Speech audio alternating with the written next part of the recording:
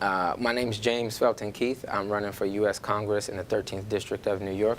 Everyone can go to votejfk.org, and we'd love to have you as a part of the team, whether you live in New York or whether you live abroad. We want everyone participating. This is your campaign, and the reason we say we owe us is because it is about the we that's behind my funny-looking face. So we hope you join us. Well, I defend the universal basic income because it's an opportunity for inclusion. So the crux of my political beliefs and political career is what we call inclusionism.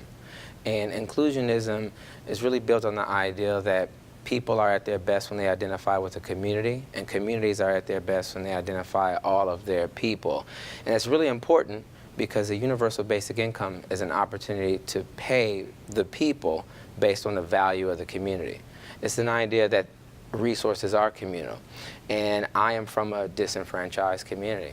And so I'm making an argument that we should be included in the normal economy with some dignity.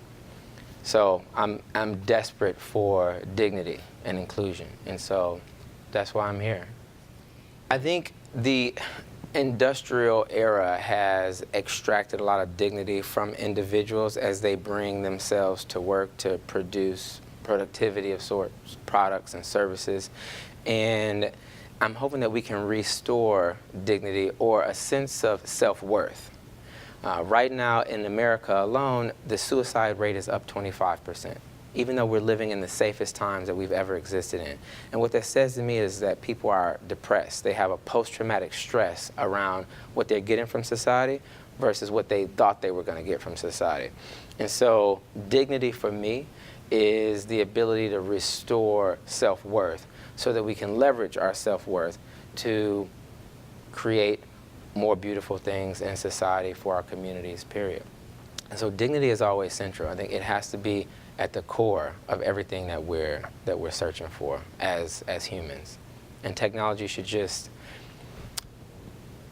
enhance that dignity. It should work for us, not against us.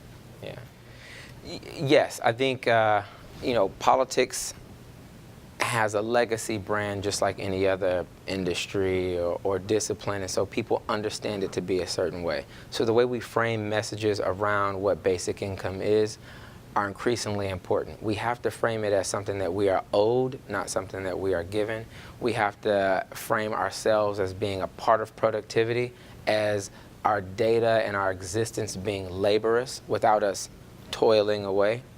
And so it's a political conversation, it's a political feat to achieve that. And the politics of it is saying it is dignified to just exist and participate in your community in any capacity. The most regular scenario I like is asking the question, how valuable is a mother's love? A lot of women do work that they aren't paid for, period. And that work empowers all of us to do what we do. The question should be asked, what are they owed?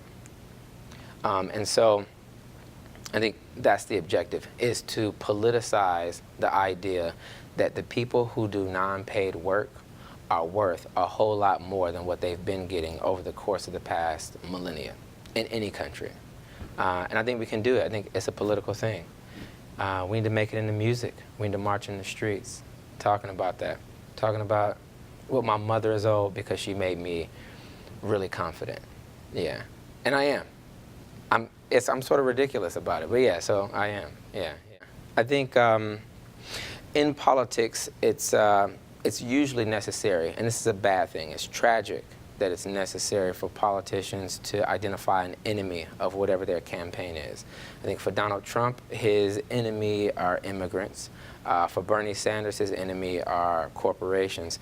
For me, my enemy is us. Our campaign slogan is "We owe us," and it's very specific to doing a self-reflection about how much courage we can and should have with regards to insisting that we get paid some of society's productivity. And what we're finding as we move around the district, as we move around the country and world, is that people are standing up to say, yeah, I owe it to myself to at least demand a universal basic income. And so when we ask people, can they do that? they respond with the answer yes, that they do think that we owe us a little bit more. And I think it's a more earnest culprit. It's a more earnest villain if we really look at ourselves and our failure to interact with each other and react to the political times of right now. And so we hope that we can scale it. We hope that more people get into the idea that we owe us something more.